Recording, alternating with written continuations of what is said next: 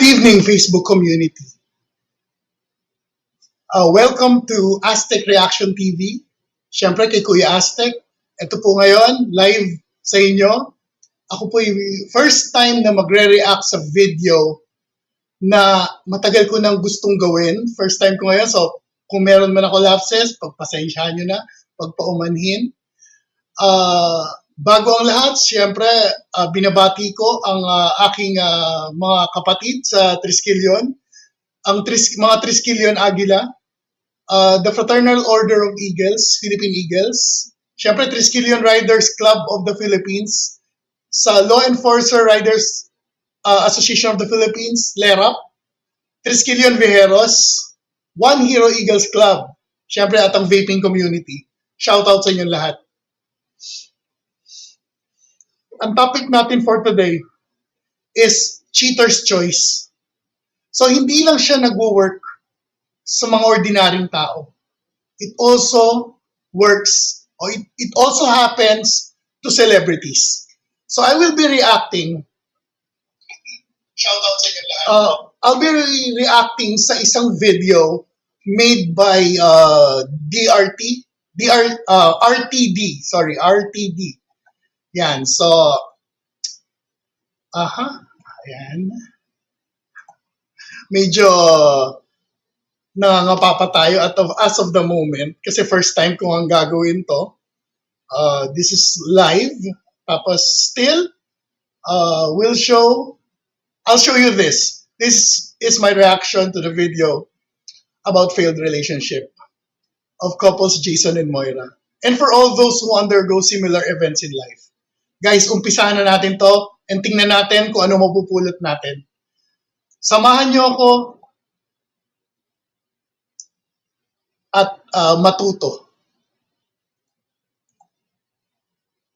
And I'm going to be doing this with a very heavy heart as I will be reacting to Moira and Jason's breakup. A relationship that we all thought was a fairy tale but eventually turned into a nightmare. Yo, what's up? This is Real Talk Darbs. And today, for those of you guys who don't know, I have interviewed Moira and Jason prior to this issue. In that, isa pa ako sa mga nagsabi na sana all may Jason. Guys, sa lahat ng mga nanonood dyan ngayon, pwede ba sabay-sabay nating sabihin, sana all. Sana all may Jason. Diba? Pero thank you very much for Jason. Moira specifically mentioned that after all the rejections that she got, natuto daw siyang magtiwalang muli at si Jason daw yung taong napunta siya. When I stood at the end of that altar, right in front of Jason, I thank God for all those rejections because now I get to stand in front of God's best. Those were one of the sweetest things that I thought a woman was able to get, and she got redirected to a person that really deserves her. But unfortunately, right now, it was really not the case because of what happened. The thing that we thought was going okay at that time was actually not. For those of you who don't know, I'll give you context first. It was confirmed by Jason that him and Moira are no longer together based on what he posted on May 31 that mentions, "This is probably the hardest thing I've ever had to write. But since you guys have been with us from the start, it's only right that you hear this straight from me. 3 years ago, I married my best friend with the intent of spending the rest of my life with her. Though my love for her has always been genuine, a few months ago I confessed to Moira that I have been unfaithful to her during our marriage. I believe that she deserves to know the truth rather than continue a peaceful but dishonest path. I take full responsibility and I'm doing my best to be better. From the bottom of my heart, I'm sorry for everyone I hurt, especially Moy." And Jason mentioned to one of sa post as a picture, "It is with a heavy heart that after 3 years of marriage, we announce that we are parting ways. Our love and respect for each other remains. Request for privacy during this difficult time."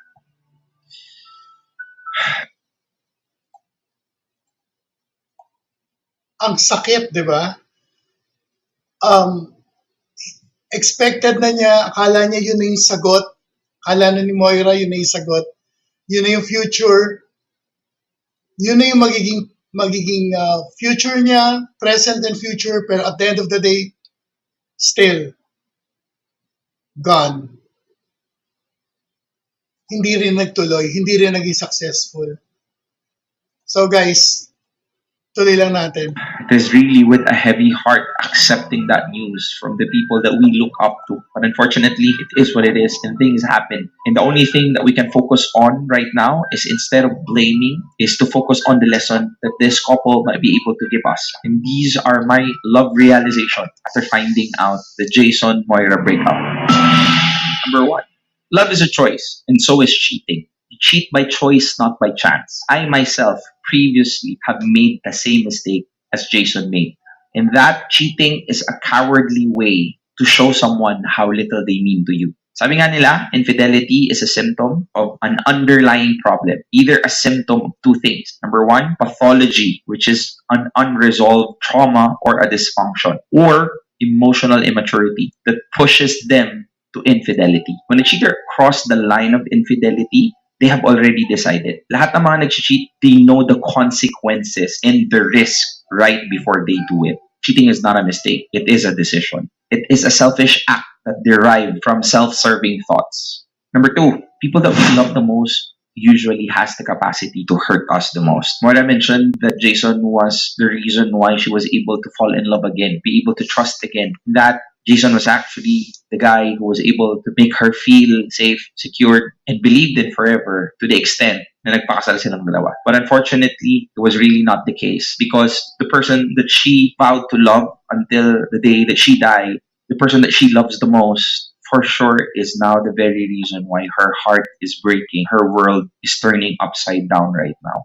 And that is one of the worst ways in love, that yung mga taong pinakamamahal natin, yun pa yung may mga mas kakayahang saktan tayo. Ay, masakit. Masakit talaga. Masakit talaga kapag ka nasaktan ka ng taong mahal mo. Whether nag-cheat or bigla na lang kayong nag-ghostan, pareho lang yun. Parehong masakit. Shoutout pala, bago tayo mag-continue, shoutout pala sa Pipes R sa San Rafael, Bulacan. Siyempre, shoutout kay Chris, kay Miel Reed, at kay Sis Lynn Odran. Shoutout sa inyo lahat. Yun. So guys, kung alam nyo lang kung gaano kasakit, kung napagdaanan nyo o hindi nyo napagdaanan, or na-experience nyo na to, I think, guys, makaka-relate kayo. And I think that is the risk of what love is, in that that's the reason why we have to be extra careful to those people who loves us, and we have to be careful on who we trust and love in return. Number three, some damages cannot be fixed by remorse, regret, or just by saying sorry.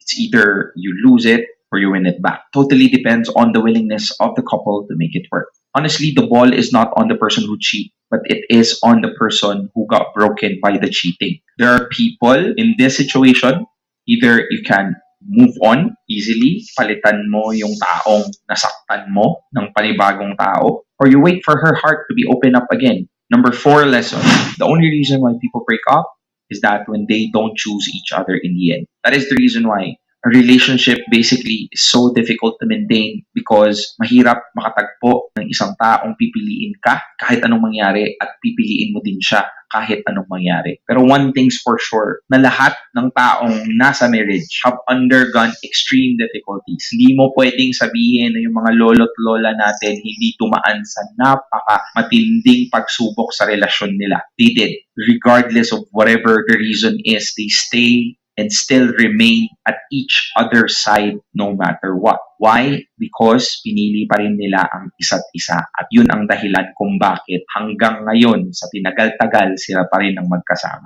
Number 5 lesson. People make mistakes, even a God-centered man. I'm not glorifying him because he admitted it. He could have gone away with it so easily, in that inamin niya. But at the end of the day, you have to give the guy a credit because he admitted it. I don't know the specifics of the detail. Did he got caught, or did he open up and tell everybody what happened? If that was the case, most men will not be able to do that. But he did. At pakiusap, do not have an expectation that if you are a God-centered person, you cannot make a mistake. All of us are human beings. Even the Pope can make a mistake. Please do not prosecute them because of their faith. They still decide to believe, they still decide to worship, and they still try to live every single day of their life becoming better. But at the end of the day, there are times that we fail. Pwede mo silang husgahan kung ikaw mismo wala kang nagawang kasalanan. And I think nobody can say that to us. Number 6 lesson. Hindi ka talaga makukontento kung ikaw mismo hindi ka pabuo. A person might feel limited or boxed in by life and the relationship that they're currently in. Regardless kung anong degree ng commitment, either they're married or magjowa pa lang, those people who hasn't been able to have fully become whole, nagiging curious pa sila kasi kulang pa kung anong meron yung nasa loob nila. And that's the reason why they give into curiosity, which often leads to infidelity.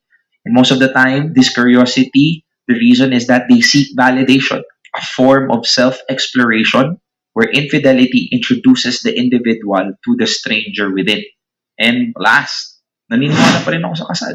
I have put a post and asked people kung ano yung realizations nila doon sa Jason and Moira breakup. Most of the comments mentioned na hindi na sila naniniwala sa kasal, in that it's better to stay single because of this pain. But at the end of the day, you cannot just blame couple of instances where marriage failed to the millions of successful marriages out there. So wag na wag mong hahayaan yung sarili mo maapektuhan kung ano yung nakikita mo dyan sa iyong harapan. And that the reason why we grew up, me as an individual who's capable of saying and sharing these kind of things to you, is that I was raised by a couple that was married in front of God.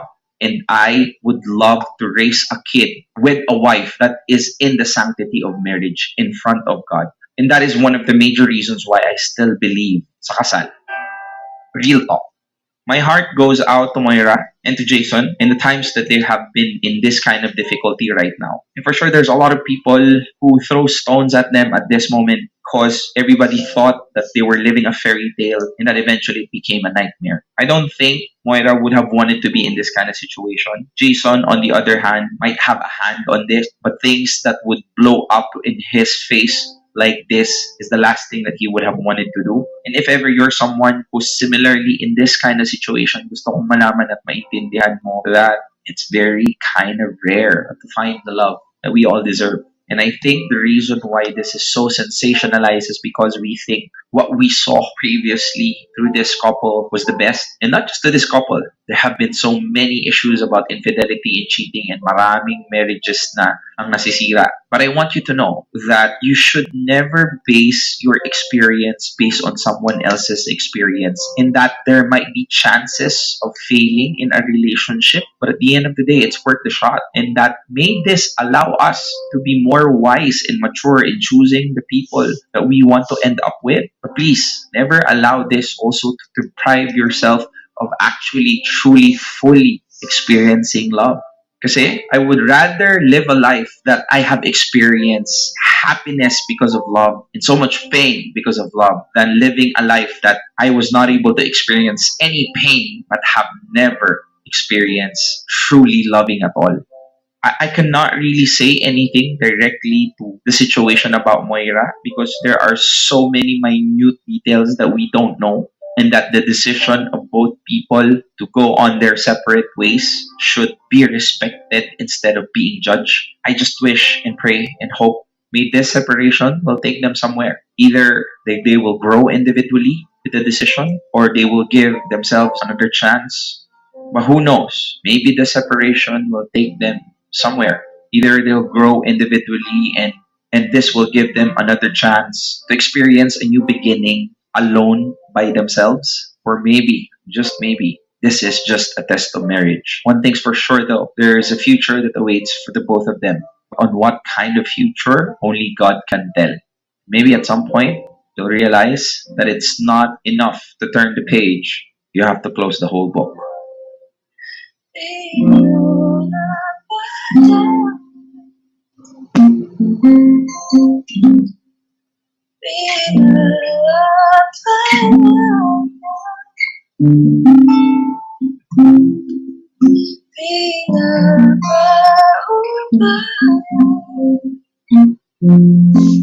Kita sa kanya.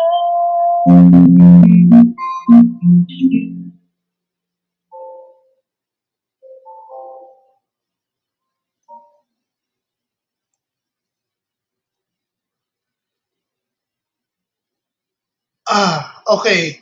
So guys, yung short video na yun na nireacta natin is all about having chances, sharing to you guys, sharing to everyone na still believe in love, no? Kahit na pagdaanan na natin 'yan, kahit na gaano kasakit pa kung ano man ang pinagdaanan natin, there's always a rainbow after the rain. So meron pa rin tayong future. Pwede pa rin tayong magmahal. Don't give up.